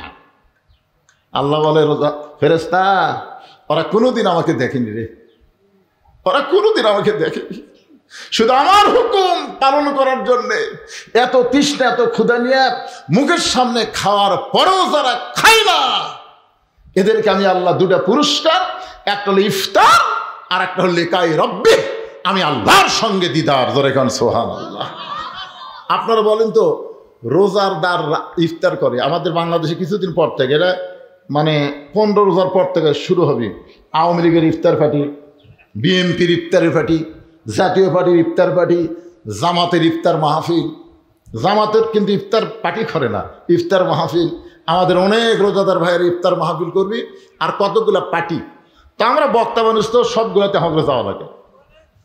এক পার্টিতে গেছি, পার্টিতে যাওয়ার পরে বলতেছে হুজুর, এক ছেলে বলতেছে ভালো করে দোয়া করবেন, হাজার হাজার টাকা খরচ করছে, হাজার হাজার টাকা খরচ করছে হুজুর, এত আইটেমের ইফতার পার্টি, ভালো করে দোয়া করবেন। আমি চিন্তা করলাম দোয়া যদি চাইতে ভাবে চাওয়া দরকার, হুজুর এত কষ্ট করে রোজা রাখলাম, দোয়া করবেন আল্লাহ যেন রোজা কবুল করে, এটা কিন্তু ঠিক আছে। কিন্তু যখন বলতে হাজার হাজার টাকা খরচ করছি হুজুর, ভালো করে দোয়া করবেন, এই রোজার কথা বাদ দেয় খরচের কথা কয়, তখন তোমার সন্দেহ হলো। আমি বললাম ভাই তুমি আমার কাছে আসতো, যে কাছে আসছে আমি কানে কানে বললাম তুমি মনে হয় রোজা নেই। হুজুর আমি রোজা নেই, এটা কেমনি বুঝলেন? আমি বললাম তোমার সোপা দেখলে বোঝা যায়, তোমার সোপার যে সাইজ, একটা রোজাদারের চেহারা ইফতারের সময় আলাদা একটা নূর, আলাদা একটা সৌন্দর্য তার চেহারার মধ্যে থাকে। জোরে কোন কথা ঠিক কিনা? আর তুমি কোন আক্কেলে বললে হাজার হাজার টাকা খরচ করছি, টাকা খরচের দোয়া না রোজা রাখলে কষ্ট করে তার জন্য দোয়া, আল্লাহ রোজা কবুল করে। তো কয় হুজুর আমরা তো রোজা রাখি না, তো ইফতার পার্টি করি হুজুর, রোজা রাখি। আল্লাহর সাথে ঠাট্টাগিরি করো, এলা মস্কার আল্লাহ পছন্দ করে না। জোরে কোন ঠিক কিনা? আমিও দোয়া করলাম। আমি হাসিনা সরকার যখন ছিল ইফতার পার্টির যাইতাম, আগে দেখতাম কে ডাকতেছে, আমার কে ডাকলো, দোয়া তো করাই লাগবে। আমি সব জায়গায় বাংলা দোয়া করিনি। আচ্ছা বেরোজাদার দোয়া চাচ্ছে, আমি কি ওটি বাংলা দোয়া করে ধরা খাবো? আমি আরবিতে যত গড় দোয়া আছে আমি গড় দোয়া করতেছি, ওরা না বুঝা খালি আমিন আমিন করতেছে। আমি মনে মনে কইলাম আলেমদের বিরুদ্ধে লাগিস না রে, আলেম যখন বাংলা পারবি না তখন আরবিত মার দিবি। জোরে খান কথা ঠিক কিনা? তো আল্লাহ চাহিত এই বিপদ থেকে আল্লাহ আমাদের হেফাজত করছে। আগামীতে রোজা না রেখে কোনো ইফতার পার্টি দিবেন না। ইফতার হচ্ছে আল্লাহর অত্যন্ত পছন্দ। আল্লাহ বান্দাকে বান্দিকে জান্নাতের একটা নিয়ামত ইফতারের সময় দেয় রোজাদার যারা। জোরে কোন কথা ঠিক কিনা? আর একটা হলো লিকাই রব্বি, আল্লাহর সঙ্গে দিদার। আল্লাহ তাআলা আমাদের সকলকে কবুল করুক। ভাইজান আমি যখন উঠছি তখন 2টা বাজে, আর এখন বাজতেছে 3:35। দীর্ঘ সময় কথা বললাম রোজা রাখা অবস্থায়, এত লম্বা কথা বলা আসলে উচিত না, ডায়াবেটিস রোগী আমি। তারপরে বললাম আল্লাহ আমাদের সবাইকে কবুল করুক। আমাদের না পারা যাবে না, ভিতর থেকে শুকে গেছে, এটা চাওয়া যাবে না। শোনেন আমি কথাটা বলি, যাবে না তো, কারণ জোর করলে হবে না। তাহলে আমাকে বলা হচ্ছে, শোনেন আমাকে খালি বলতে যেহেতু দোয়া করে দিবেন, দোয়া করে দিবেন, দোয়া। অনেক মাহফিলে মানুষ চাচ্ছে একটু দোয়া করে দেন। আমি তো এত দীর্ঘ সময়, তাহলে প্রবাসী বান্দারা যারা দেশে বিদেশ থেকে আমার ওয়াজ শোনে, তাদের চাহিদার কারণে এই দাওয়াতটা আমি নেইনি। এই দাওয়াতটা আমি নেইনি, আমার সাথে আর একটা মোবাইলও যোগাযোগ করেনি। আমি দাওয়াত নেই, আসর থেকে ইফতার, আসর থেকে ইফতার। কিন্তু এরা ইফতার দিবি না মানুষও, এই জন্য আগে ভাগে কাম শেষ করবি। এ দাওয়াতটা আমি নেইনি, দিচ্ছে আমার মাদ্রাসার মহতামিন। কথাটা বুঝলেন না? কারণ রোজার মাসে এই যে ইফতারের আগে কিছু ওয়াজ করে ছেড়ে দেবে, এটা একটা সিটারির মতন মনে হয়, তাই হয় না? যে ভাই এই এতগুলো রোজাদার আসলো, তাদের সামনে আমি কিছু না দিয়ে পারলে 2টা করে খুরমা খেজুর একটু সামান্য ইফতারি দিলে, ইফতারি কিন্তু আলাদা একটা বিশাল সওয়াব আছে। জোরে কোন কথা ঠিক কিনা? কারণ টাকার দিকে দেখলে হবে না, তো বিশাল একটা সওয়াব আছে। তো যাই হোক, এইরকম রোজা অবস্থায় বক্তাকে চিল্লানো কঠিন, কথা বলাও কঠিন। অন্য সময় হলে এতক্ষণ আমি বলতাম 2 গ্লাস পানি দাও, একটু পানি খাই, আবার 8.5 ঘন্টা বাড়িয়ে দিলাম। কি বক্তারা কি জন্য 8 ঘন্টা বাড়ায়, 10 মিনিট বাড়ায়, তখন তার বললে কোনো সমস্যা না। আমার এখনও ইফতার হতে আরও 2 ঘন্টা বাকি আছে। চিন্তা করছেন এই 2 ঘন্টা আমাকে ধৈর্য নিয়ে থাকতে হবে। আপনার দোয়া করেন, অসুস্থ মানুষ যে ডায়াবেটিস রোগী ভিতরে শুকে যায়, যাটুকু বললাম এখন দোয়া হবে। আস্তাগফিরুল্লাহ, সকলে বলে আস্তাগফিরুল্লাহ, আস্তাগফিরুল্লাহ রব্বি মিন কুল্লি জামবি ওয়া তুবু ইলাইহি লা হাওলা ওয়ালা কুওয়াতা ইল্লা বিল্লাহিল আলিয়্যিল আযীম। আল্লাহুম্মা আমিন। আল্লাহুম্মা আনতাস সালাম ওয়া মিনকাস সালাম তাবারাকতা ইয়া যাল জালালি ওয়াল ইকরাম। আল্লাহ তোমার বান্দা আব্দুস সালাম, আল্লাহ তার বাড়ির আঙ্গিনায়, আল্লাহ সে প্রবাসী থাকে, বিশিষ্ট ব্যবসায়ী, তার আহ্বান অনেকগুলো প্রবাসী মিলে আজকে দিনের বেলা রমজান মাসে এই সুন্দর আয়োজন করেছে। আল্লাহ মেহেরবানি করে আজকের মাহফিল আমাদের সকলের হিদায়াতের জন্যে, নাজাতের জন্যে, জান্নাতের জন্যে আল্লাহ কবুল করো। এই মাহফিলের শুরু থেকে শেষ পর্যন্ত যত আলোচনা হইল, এর মধ্যে যদি ত্রুটি হয়, ভুল হয়, মাফ করে দিও। এর যা হাদিয়া মঞ্জুর করো। সোনার মদিনায় নবী পাকের রওজা মুবারকে আল্লাহ কবুল করো। তামাম আম্বিয়ায়ে কেরাম, আসহাবে কেরাম, তাবিনী কেরাম, তাবিনী কেরাম, তামাম পৃথিবীর মাটির নিচে যত মুমিন মুমিনাত শুয়ে আছে, আল্লাহ সকল আর ওয়াফরে হাদিয়া কবুল করো।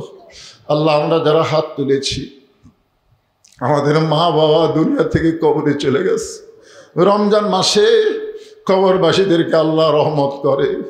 আল্লাহ আমাদের আপনজন মা বাবা যাদের কবরে গেছে, আল্লাহ কবরকে জান্নাতের টুকরা বানিয়ে দাও।